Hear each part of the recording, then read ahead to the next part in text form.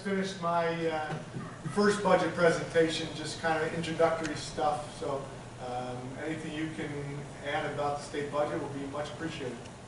Yeah, so thanks to the board and to obviously the administration, which we spend a fair amount of time back and forth on a regular basis on a lot of different aspects.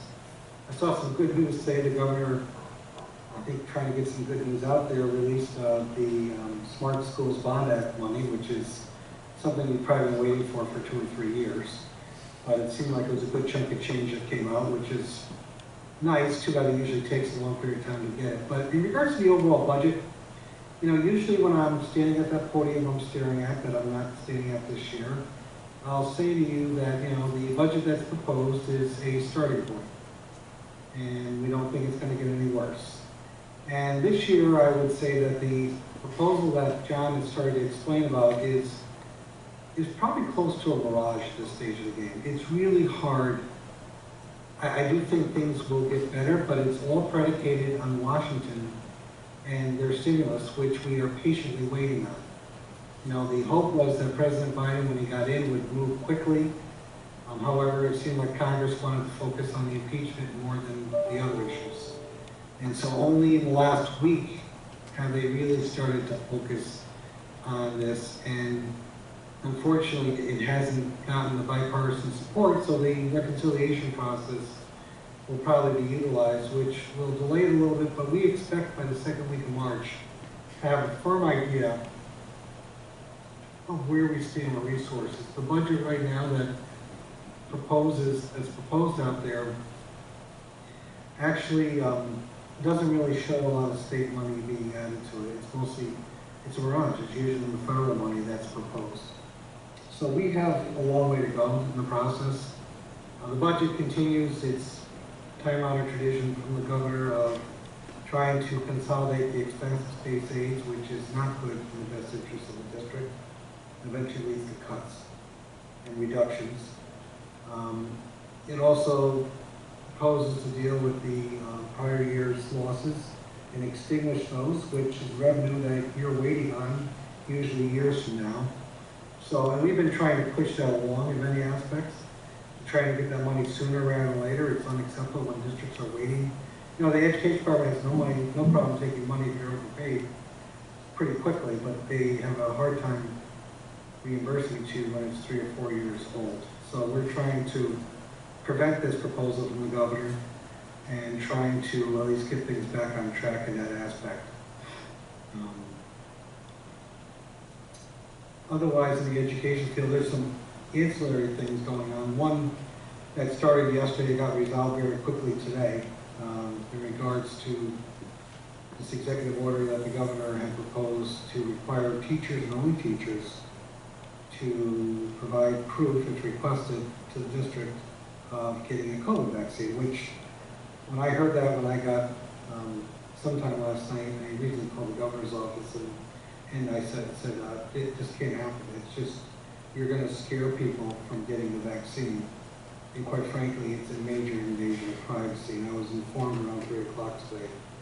And John, you should have been informed, or you will be informed shortly, that it's going to be rescinded already, which I think is important. Listen, we've been through a lot. We are on the other side of the moon on this one, and we're trying to get to brighter days ahead. But to have this kind of nonsense going on is just crazy. And the same thing goes along with standardized testing. You guys and gals have done everything in your power to accommodate your children. And I got to give Troy a lot of credit. You've done everything to make sure that if people who wanted an in-person opportunity had the opportunity for education. But let's face it, everyone has lost a little bit here. Not by any fault of anybody involved with this conversation, just because it's natural that when children are with their teachers every single moment and with the staff and things like that, it's going to have an impact. Otherwise, we wouldn't be funding it in the first instance. So, we've got a long way to go, folks. And the problem that I see is that it seems like the politics is overtaking the policy in many aspects. We've got, if you follow Albany on a regular basis, there's just a lot of neck snapping going on, where just when you think you're finished with one just catches you off guard, and you have to, unfortunately spend a lot of time responding to that. And then we also have a lot of downstate members from New York City that really have a whole different approach, which is making it very interesting. Now, we're all pushing for more revenue, and I'm supportive of smart, logical revenue raisers that don't impact the middle class or the folks who need it to help the most. But, you have to be practical about the fact that, if you go too far overboard, we are going to eventually scare people out of the state of New York, particularly the people who are the highest taxpayers in the state. So we need to strike a balance, and unfortunately in the environment we live in, striking a balance doesn't always seem to be what people are focused on. But that's where I try to come to, and we had a very lengthy conference today about striking a balance on restricting the governor's orders, the executive orders, his power, his authority. I have 13 school districts. I talk to John and Adam quite regularly. We're emailing and communicating back and forth quite regularly. And, everyone has been presented with the most craziest questions that we just can't, that are emanating a lot from the executive orders. We need to move on. We need to open things safely. We need to get the economy back up and running. And we need to give you guys some surety over the next month or two of what your budget's going to be like, because that has a huge impact, not only education of children, but also the taxpayers. So with that, I will open up for questions. Well, I'll start, John. Thank you. You kind of summarized a lot of things that I did talk about. One was that the governor's budget is got a lot of federal money in it that he's hoping for. And I used the term fiscal cliff, which I got from one of the publications. I think it was Discus, what they sent out.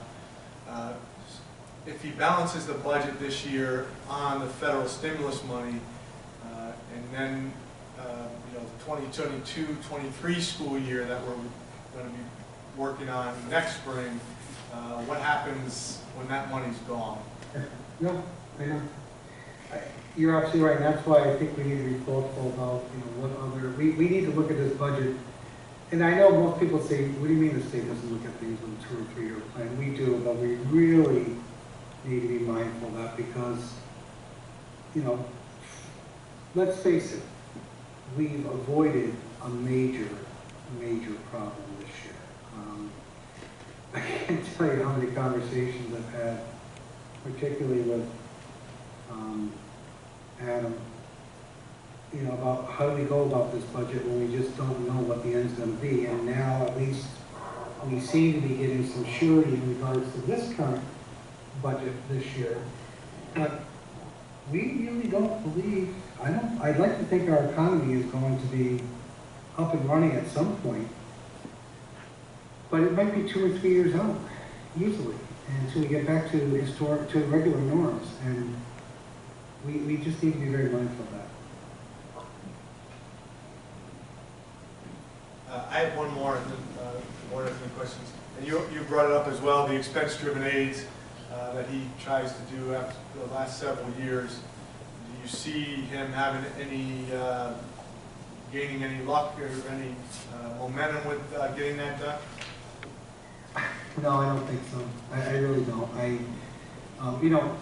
It's probably no secret that the legislature and the governor are really not having a good time right now. And it's been going on for the last 9 months.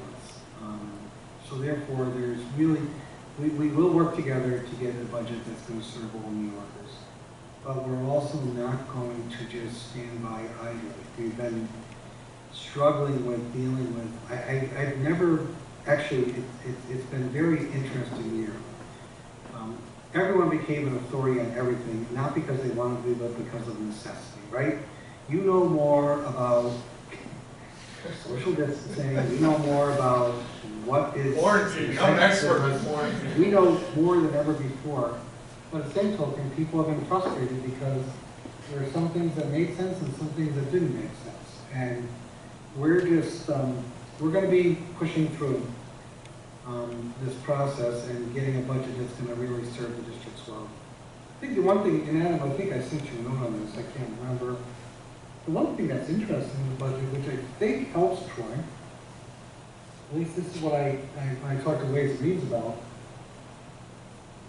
You know, Troy's always had a high population of individuals in charter schools, and I think in the proposal that we want to keep is it actually freezes the charter tuition aid, which I think will be a help to you. Maybe I'm wrong, but I think my first initial glimpse at it, and I haven't looked at it in 3 weeks, was that it wasn't going to hurt the district, which usually it does. I'm just waiting on the details. There's a budget narrative. If you can get any formulaic answers, I'd love it. But you know, the narrative is not super detailed. So last time a freeze on charters came into effect, it actually hurt Troy, which we've talked about a lot. So our tuition rate was actually going down. The aid side freeze, I think, is good. So just waiting to see, you know, the devil's in the details and where we're at. So I assume that'll be a last-minute answer of our budget, which may be why we're getting together quickly to approve a budget with the deadlines. You know where people are always in the details.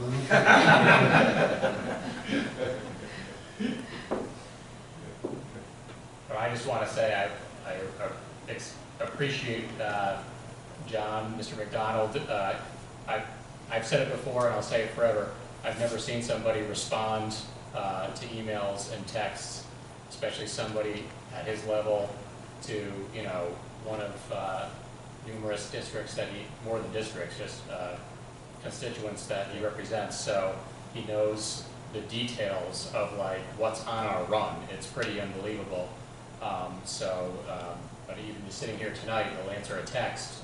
He's a multitasker for sure. He's I think you've answered a couple while you were on with us. Yeah, but I just want to say thank you, and how great it is to get knowledge that you're looking for, you know, at the drop of a hat. So it's really wonderful. Yeah, I'll second that. You'll get an answer. You may not like it, but you'll get an answer. No, I would second that. John's been great. Besides getting back to us all the time and being so accessible to us, he's always fighting the fight for us as well. So he's been involved in that charter school issue, going back to when we were trying to Oh my God. get addresses verified and all of that. So he was front and center on that one as well. I don't know if any board members have questions. I just want to say thank you for your honesty. You don't sugarcoat anything. Yeah, well, and when you've been around as long as I have, you just need to be direct with people, right? We like that, though. Yeah. Yeah, and we'll get through it. We'll get through it, like anything else. Everyone's now all worried about the vaccine, and rightfully so. And I said, don't trust me. By the time May comes around, everyone will be getting vaccinated, and we'll be on to something else to be concerned about. So Sure. Hopefully, it's part of the process. And hopefully, what we won't be concerned about is a very big tax levy being proposed in the Troy City School District budget. So hopefully, we'll be able to give you some solid numbers that you can put before the voters for consideration. Just if I can do one more question, which usually is the question every time the budget comes up, is you said we'll do a budget, but you didn't say on time. Yeah, So you know, what are you're your right. thoughts on I'm that? sorry, I should have. We expected to release a one-house budget March. I do think we'll be close to on time. There's a lot of different reasons, political and policy, why it should be done. And I don't see it dragging on too long. Although I do think the governor's not going to like our bill we're putting in to restrict his powers, which might give him a little bit of a fit because it's, you know, but we'll get through it. Can you switch that around? Can you switch that around? What's that? Can you switch that around then? Okay, anything else? No. Thank you. Thank you so much, Thank you John. very much. Appreciate it. We We'll be in look forward touch. to being in front of the podium next year. Yeah, Yes. definitely. Thank you. Thank And you. I'm sorry I'm late once again. That's okay. Good night. Bye-bye. Take care. Picked up the phone, hung up right away. I know. Diane and I both looked at each other. That was good. Oh, we're Was that still house? in the meeting. Does anyone have anything else before we adjourn? No, I do not. Okay, motion to adjourn? Second? All's in favor? Aye. Aye. Thank you all, everybody. have a great night. See ya.